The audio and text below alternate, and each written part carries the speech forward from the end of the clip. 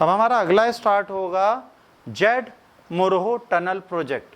Z Morh tunnel है कहाँ पर, हमारा मेन पर्पस क्या है, ये टनल है कहाँ पर, इसको क्यों बनाया जा रहा है, इसकी इंपॉर्टेंस क्या है, और मिलिट्री जो मिलिटेंट अटैक है उससे क्या इसका कोरिलेशन है, क्या ये बनने से हमें कुछ प्रॉब्लम हो रही है, क्या मिलिटेंट्स इससे घबरा रहे हैं, ऐसा क्या है कि मिलिटेंट इस पर अटैक करना चाहते हैं, वो चाहते हैं ये प्रोजेक्ट ना पूरा हुआ, ऐसा क्यों। तो आइए इसकी डिटेल हम लोग लेते हैं। अक्टूबर 20 2024 में सस्पेक्टेड मिलिटेंट्स ने अटैक किया था APCO इंफ्राटेक के, एक इंफ्रास्ट्रक्चर कंपनी है जो कंस्ट्रक्ट कर रही है जेड मोर टनल श्रीनगर से सोनमर्ग हाईवे जम्मू कश्मीर में। ठीक है, अभी क्या कर रही है, ये कह रही है जो श्रीनगर है इस जगह से इस जगह तक जाने के लिए हम एक टनल बना रहे हैं। ठीक, ये टनल बनने से हमें फ़ायदा होगा। ठीक है, तो अब ये क्या है, 7 वर्कर्स इस अटैक में मर गए। पहला मिलिटेंट असॉल्ट्स है जो की इंफ्रास्ट्रक्चर प्रोजेक्ट भारत के चल रहे हैं, उस पर पहली बार ऐसा हुआ है कि किसी ने अटैक किया। आज तक कभी किसी इंफ्रास्ट्रक्चर प्रोजेक्ट पे कोई भी मिलिटेंट अटैक नहीं करता था। जो जेड मोरहो टनल है क्या, कहाँ पर है, इसका पर्पस क्या है।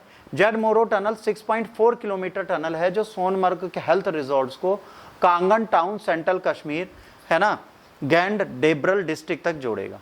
अब ये क्या है, गगनगीर विलेज जो है वो सोनमर्ग के पास है, जो ऑल वेदर कनेक्टिविटी देता है tourist destination Srinagar Leh highway. अगर ये बन जाता है तो कहीं ना कहीं हमें हेल्प मिलेगी। टनल जो है वो जेट शेप है, ऐसे चलता है।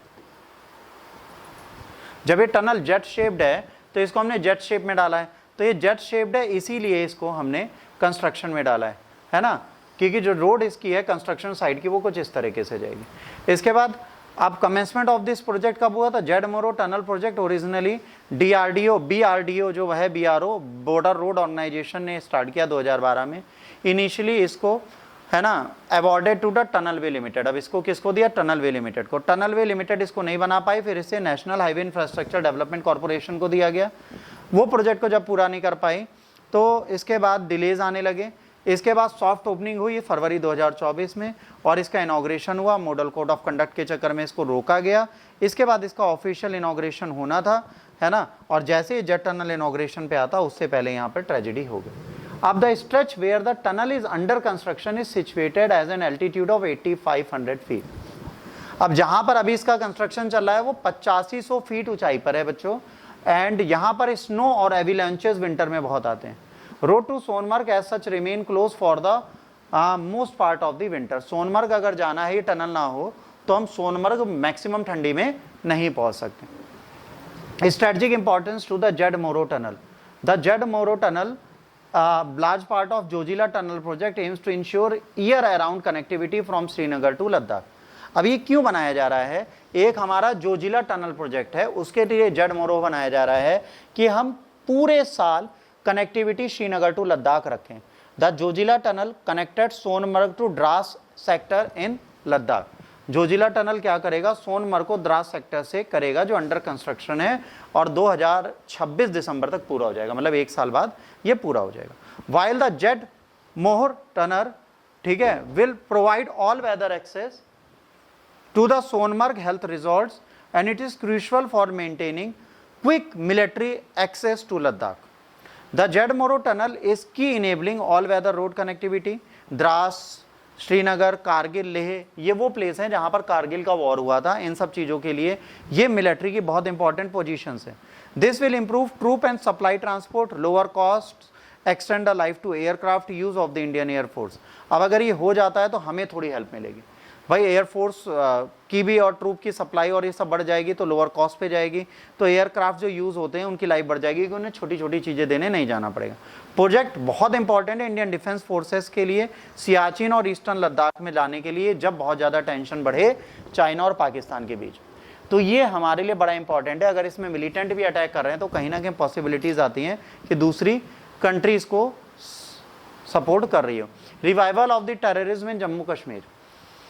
Recent terror attack of infra project exposing the vulnerabilities. Terror attack on the workers of APCO Infratech constructing Jed Moor tunnel is significant event in Jammu Kashmir.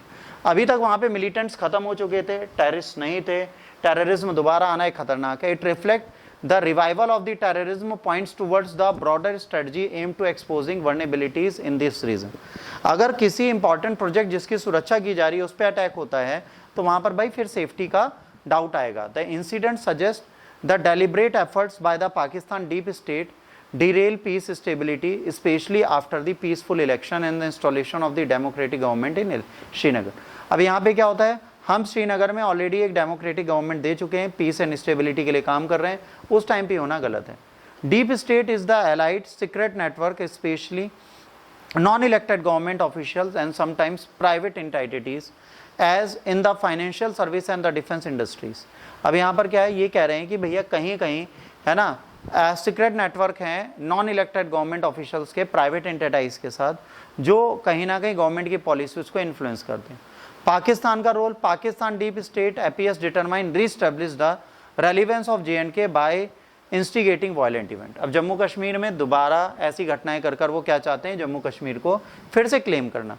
अब ये ऑब्स्ट्रक्ट है इंडिया का प्रोसेस कि वो जम्मू कश्मीर को इस्टेब्लिश करेगा 370 हटाने के बाद, और ऐसे इवेंट ये बताते हैं कि 370 हटने के बाद भी श्रीनगर जम्मू कश्मीर में आप स्टेबिलिटी नहीं ला सकते जब तक आप उनका माइंडसेट रेगुलेट नहीं करते। ये एक बहुत बड़ा चैलेंज इनके लिए है। अब क्या होगा, पेरिपिलर एरियाज जहाँ पे इंफ्रास्ट्रक्चर प्रोजेक्ट चल रहे हैं उसको कैसे हम रेगुलेट करेंगे। अब यहाँ पे अगर इसके पेरिपियल प्रोजेक्ट की बात करेंगे, ट्रेडिशनल अर्बन एरियाज हैं जैसे श्रीनगर, अनंतनाग, बारामूला, बहुत ज़्यादा सिक्योर्ड हैं, ठीक है। द अटैकर्स जो हैं अपना फोकस वहाँ लाते हैं जो लो सिक्योरिटी वाले हैं। Z Morh tunnel flagship infrastructure project है, लार्ज वर्कफोर्स है, स्पेशलाइज एक्सपर्टीज है।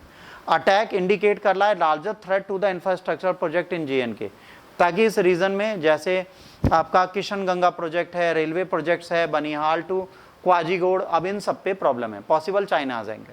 अब पीपुल एंटी फैसिस्ट फ्रंट, आप Pakistani terror groups issued the statement praising the resistance front offshoot of the Lashkar e Taiba for recent attack in Jammu Kashmir. अब ये क्या कह रहे हैं, एक ग्रुप है पीपुल एंटी फैसिस्ट फ्रंट, इसने स्टेटमेंट दिया है किससे, द रेजिस्टेंस फ्रंट जो लश्कर-ए-तोयबा का एक पार्ट है, कि ये 7 लोगों को मारने के लिए आपको बधाई। अब ये जो पीपल एंटी फैसिस्ट फ्रंट है, स्ट्रेटजिक और क्लेम किया है डिस्टर्ब करना Indian military deployment eastern border पे, है ना। Also citing Chinese friend as a part of their justification, वो कह रहा है चाइना हमारा दोस्त है। अब यहाँ पर बात आ रही है, while China and Pakistan have no strategic ties there is no evidence of Beijing involvement so far. अभी तक हमें ये नहीं पता चला कि बीजिंग भी इस अटैक के पीछे है कि नहीं है। Border pattern, the attack could be the part of wider scheme targeting Indian emerging strategic confidence.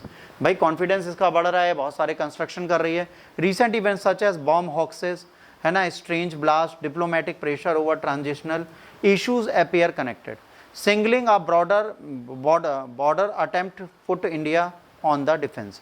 अब ये कोशिश क्या कर रहे हैं, डिप्लोमेटिक टाइज को सही रखें, आप वहाँ की सरकार के साथ सुरक्षा पे ध्यान दें, ना कि डेवलपमेंट पे। अगर जम्मू कश्मीर में प्रॉक्सी वॉर फिर से स्टार्ट होती है तो वो तो दिक्कत है। तो अभी ऐसा नहीं है कि प्रॉक्सी वॉर होगी, फिर से आपस में छीटाकसी होगी। वायलेंस धीरे धीरे डिक्रीज हुआ था, अब धीरे धीरे उसकी अवॉइडेंस ज़रूरी है। यहाँ पे टेरर नेटवर्क ख़त्म हो गया, फाइनेंसिंग ख़त्म हो गई, ड्रग माफियाज ख़त्म हो गए, और इस जगह स्टेबिलिटी आई है। कहीं ना कहीं 370 के बाद सरकार ने इतने दिन जो शांति रखी 6-6.5 साल, वो बहुत इंपॉर्टेंस रखती है हमारे लिए। बट आज एक ऐसा समय आ चुका है कि अब हम सरकार को दोबारा काम करने दें, और ऐसी एक्टिविटीज़ में इंफ्रास्ट्रक्चर बिल्ड करने से पहले हमें सिक्योरिटी पे ध्यान देने की ज़रूरत है।